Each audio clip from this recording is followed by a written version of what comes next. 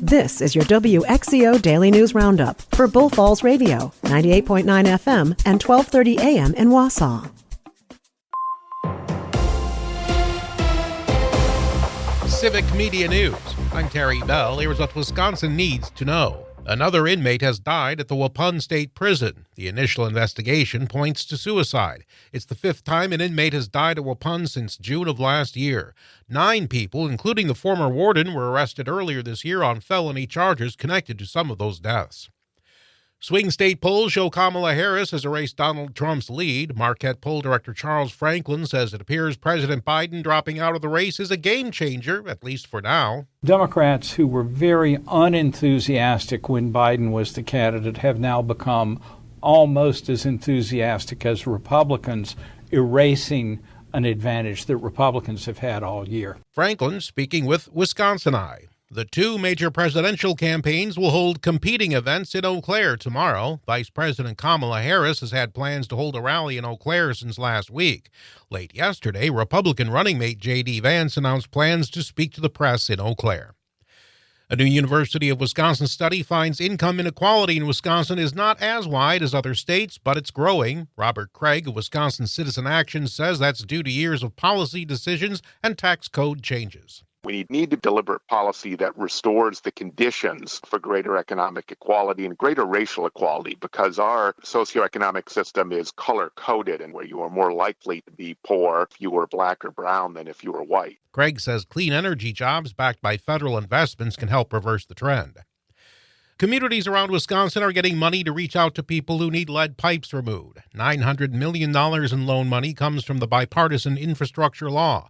Communities can start applying at the end of the month. More than 37,000 lead service lines have been replaced or shut off in Wisconsin since 2018. Wisconsin wildlife officials are out with their fall hunting forecast for 2024. The archery and bow deer season for deer is being extended in some areas. The Department of Natural Resources expects good harvest numbers for turkeys, pheasants, grouse, and bear. I'm Terry Bell, Civic Media News. Now, here's what you need to know closer to home. For WXCO News, I'm Brittany Merlot. The first confirmed case of West Nile virus has bitten Wisconsin. The DHS urges everyone to protect themselves against mosquito bites. The virus was found in a blood donor from Washington County and also in a dead bird in Chippewa County. People who have weakened immune systems are at a higher risk for significant illness. West Nile virus is spread to humans, birds, and other animals through the bite of an infected mosquito, which they acquire by feeding on infected birds. The virus is not spread directly from person to person, animal to animal, or animal to person. And the Chequamegon-Nicolet National Forest is proposing rate hikes at recreation sites across the forest. The fees, a way of repairing and enhancing infrastructure in the parks, they are also used to sustain operations at campgrounds and day-use sites. Comments will be accepted on the proposed fee change, and the public is urged to use the 61-day public comment period you have until September 30th. EAA may be over for the year, but gear up for more planes flying overhead this week and next week. The annual Northern Lightning Counterland exercise is happening at Volk Field and Camp Douglas and runs through the 16th. 1,100 personnel from 19 Air Force, National Guard, and Marine Corps units will be participating. This joint training exercise will replicate today's air battle space with current and future weapons. It includes a variety of the world's most advanced aircraft, including an F-35A, an F-35C, and various F-16 configurations. These planes will be flying over our local airspace in Adams, Juneau, Marathon, Portage, and Wood counties, among many others. And the price of gas rose slightly over the past week with an increase of nearly 10 cents per gallon. Gas prices in Wausau today range from $3.29 to $3.49 per gallon. Over the weekend, the Merrill Fire Department was dispatched to a house fire on Genesee Street. Upon arrival, significant fire and smoke was billowing from the first and lower levels of the home. With the assistance of several area fire departments, crews were able to quickly extinguish the fire on Saturday and prevent any damage to surrounding homes. 3 people were evacuated for smoke inhalation and 2 were transported to Aspirus Merrill Hospital for further treatment. And the cause of the fire is currently undetermined and under investigation.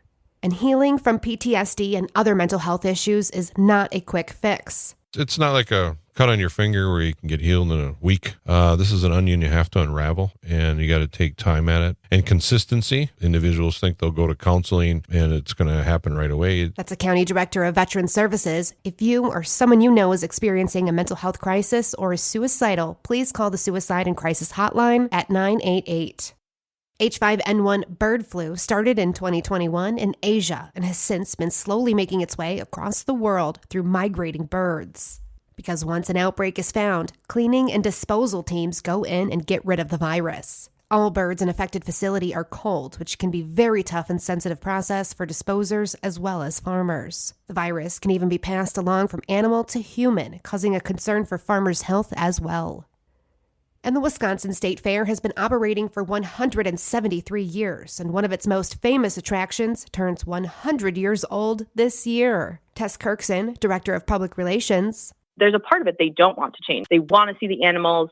They want to have a cream puff. And Cream Puff this year is celebrating 100 years. They've been around since 1924 baking on our property. The fair runs until Sunday the 11th in West Allis. And that's what you need to know. I'm Brittany Merlot for WXCO. The Packers get Kraft back. Hi, I'm Mike Clemens with sports. After suffering a torn pectoral muscle this spring, Packers tight end Tucker Kraft has been cleared to practice. I think the reason why I'm playing in the NFL is because my yak capabilities. You know, we get in a hot situation, I'm in the flat, catch the ball, it's a 20-yard game. Baseball, L.A. Dodgers first baseman Freddie Freeman returned to action after being at his 3-year-old son Max's bedside last week, paralyzed with Guillain-Barré syndrome. It's been a long week. No one should have to go through this, especially a 3-year-old.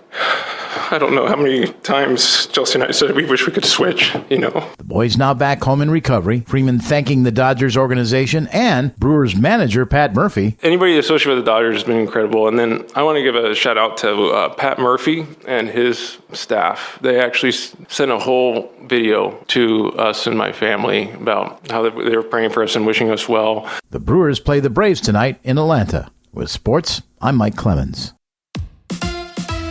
On your entertainment beat, I'm Pete Schwaba. The Ben Affleck and Jennifer Lopez divorce has been injected with some actual Hollywood-style drama. According to Suge Knight, illicit videos of Lopez were found when the FBI raided Sean Diddy Combs' properties a few months ago. The former Death Row CEO claims the FBI gave the videos to Affleck as a solid to prepare him in case the videos potentially went public. Knight is apparently basing this all on the timing of the issues between Affleck and Lopez. Combs has been accused of crimes ranging from sex trafficking to sexual assault. What are the effects of divorce for a middle-aged man? For Ben Affleck, he sought counsel from his ex-wife Jennifer Garner, who eventually had to excuse herself from being her ex's therapist. Affleck is also rocking a faux hawk like Robert De Niro in Taxi Driver. This all comes as TMZ reports that Affleck and Lopez are not speaking to each other.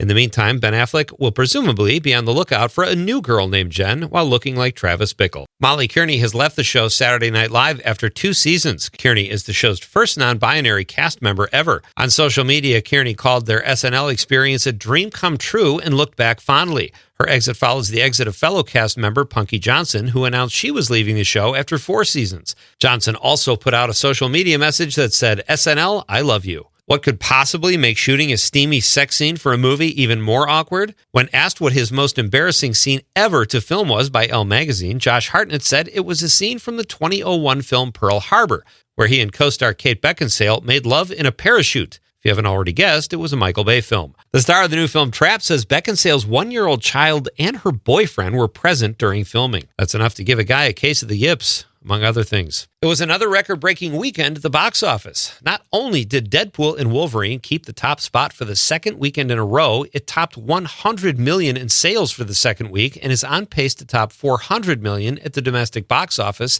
and well over $800 million worldwide. If the current pace keeps up, it could overtake Inside Out 2 for the highest-earning film of 2024 so far. Box office prognosticators said that it is likely Deadpool and Wolverine will become the highest-grossing R-rated movie of all time, without the adjustment for inflation. Deadpool and Wolverine is already the highest-grossing R-rated film domestically, overtaking The Passion of the Christ. Rounding out last week's top 5 were Twister at $22 million, the new M. Night thriller Trap starring Josh Hartnett, which pulled in $15 million, Despicable Me at $4 million, and Inside Out 2 at just under $7 million. For more showbiz fun, tune in to Nightlight with me, Pete Schwaba, weeknights from 7 to 9 p.m. on the Civic Media Radio Network. Mostly sunny today. Our high in the mid-70s this afternoon with wind out of the northeast at 5 to 15. Tonight, mostly clear. We'll drop down to around 55 for a low. Tomorrow, partly becoming mostly cloudy with a high in the mid to upper 70s. I'm meteorologist Sean Cable. Currently, it is 60. That's your WXCO Daily News Roundup from Civic Media. Subscribe to this podcast on Spotify, Apple, or wherever you find your podcasts. Find more news at bullfallsradio.com.